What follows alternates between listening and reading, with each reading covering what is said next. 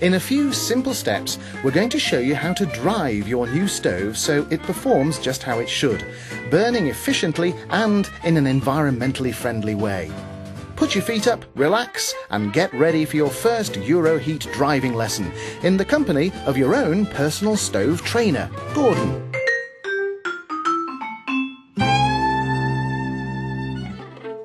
There's more to wood than meets the eye, a lot more. The wood you use on your stove will decide how well it performs. If it's too damp, it will create lots of smoke and not much else. Wood that's just been cut is as much as 70 or 80% water. That's a pint for an average 12-inch log. And no wood will burn properly while it still contains high levels of water. As well as blackening the stove window, damp wood will build up undesirable elements in your chimney. Wood takes a long time to dry out properly. This might never happen if it's stored outside in our damp climate, so finding a reliable source of good quality green, unseasoned wood that you're going to dry, or good quality dried wood, is a must. If it's properly seasoned, the wood's moisture content will be 20% or less. It's also a lot lighter to carry around. So what you need is seasoned dry wood, at least a year old, preferably older, and stored properly. What do we mean by properly? Well, to dry out, the wood needs plenty of air to circulate freely around and through it. A good wood pile is built on top of a base that allows air to pass through and carefully arranged in layers. It must be open on at least two sides, but waterproofed on top. Split wood both dries and burns a lot better than unsplit logs. So if your logs are intact, it will always pay to split them. Alternatives to burning logs are smokeless coal or high-quality anthracite. Ordinary bituminous house coal does not burn cleanly and will almost inevitably clog your stove and chimney with soot and tar deposits.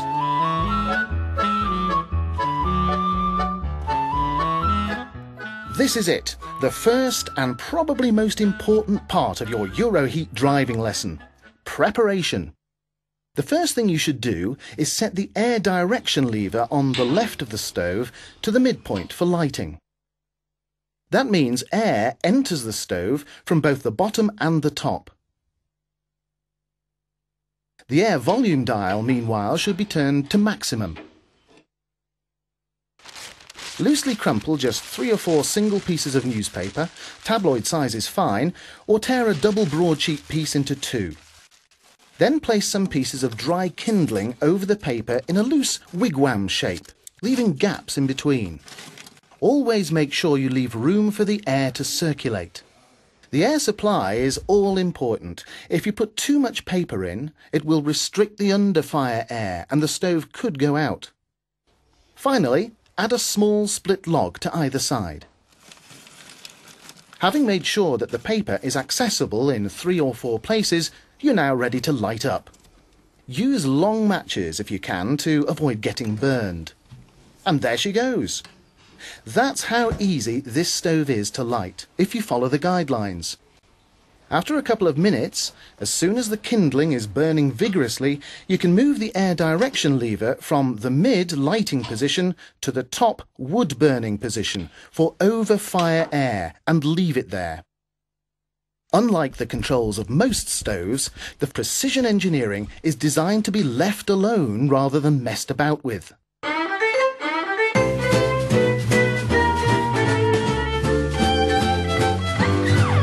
With the kindling burning well and the stove operating with over-fire air only, you can now add 1 or 2 small logs. To avoid any smoke passing into the room, always open the door slowly. Use the fire glove supplied with your stove to add the wood, leaving ample gaps between them for that all-important airflow. When these logs are burning nicely, you can add a few more.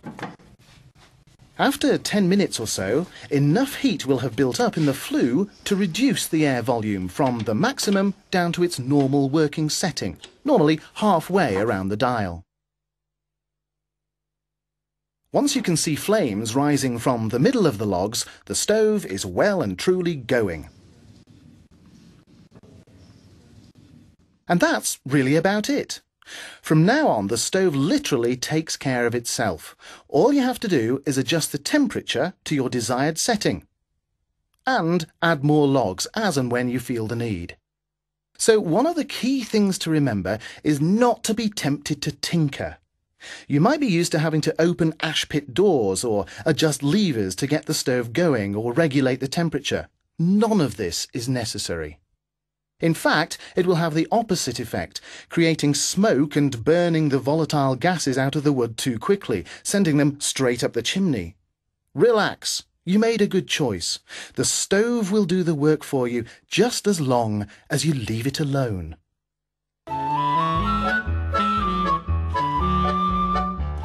The printed user guide that came with your stove has loads of useful information presented in an attractive and informative way. For instance, you'll find out about advanced stove driving techniques, like emptying the ash pan while the stove is burning.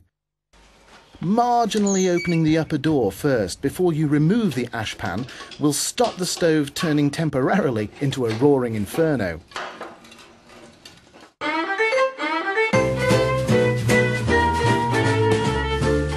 If you want to keep your stove burning overnight, you need to build up a bed of fuel that will stay alight for up to 12 hours.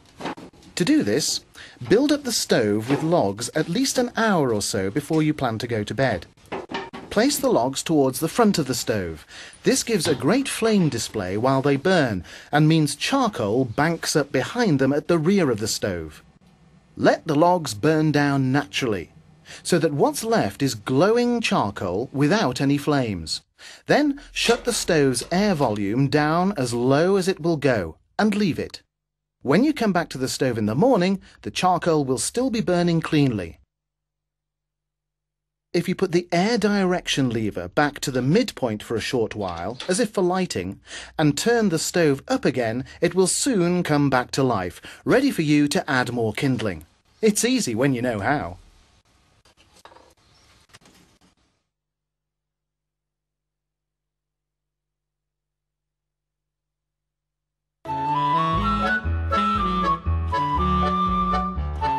The principles of burning manufactured smokeless coal or anthracite are much the same as those that apply to wood. Light the fuel with crumpled newspaper and kindling, or you can use fire lighters. When the coal is alight, you can add another layer, gradually building up the fire, leaving the lever in the mid position for smokeless coal, or closing off the overfire air for anthracite.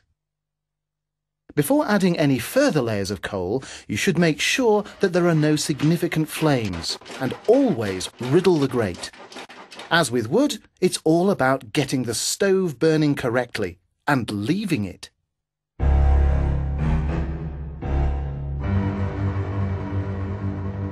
Of course, people don't always get it right.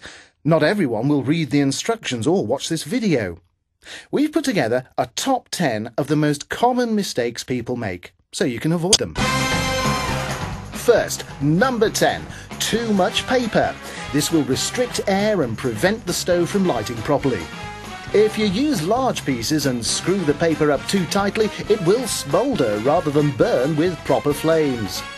Similarly, at number 9, overdoing the kindling. Remember, you only need just enough to ignite the logs. At number 8, we have too many logs too soon. Piling masses of large logs onto the stove will simply suffocate it and create lots of smoke. At number 7 is leaving the stove on the midway lighting setting when burning wood, instead of changing to the correct top position. The impressive roaring fire effect is strictly temporary and will burn out all too quickly.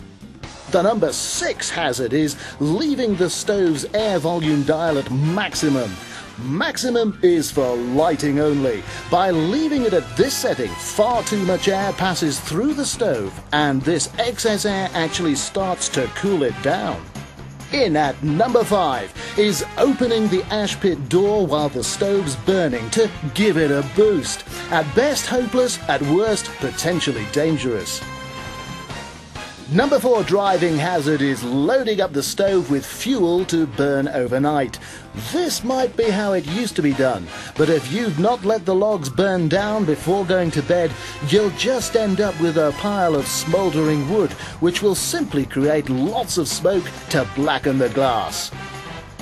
Number 3 is using bituminous house coal. This will burn pretty well, but it will also leave a layer of residue on the inside of your chimney flue. So please, don't do it. If you're not burning wood, you can always burn smokeless coal. At number 2 comes the old stovey's perennial problem: excessive fiddling. Excessive fiddling with this or that control will result in much frustration, ultimate failure, and may even damage your stove.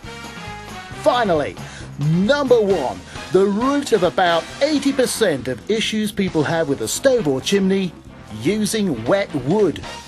This is always a bad idea and guaranteed to produce lots of smoke, blacken glass, and not much else. So buy old, seasoned wood, or if you do buy green wood, make sure you dry it properly in a wood store.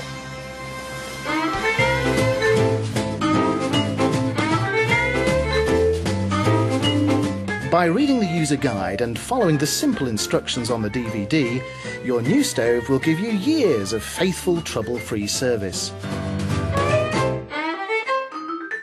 Of course, if you do have a question about your stove, don't hesitate to call our technical support helpline on 01885 491117.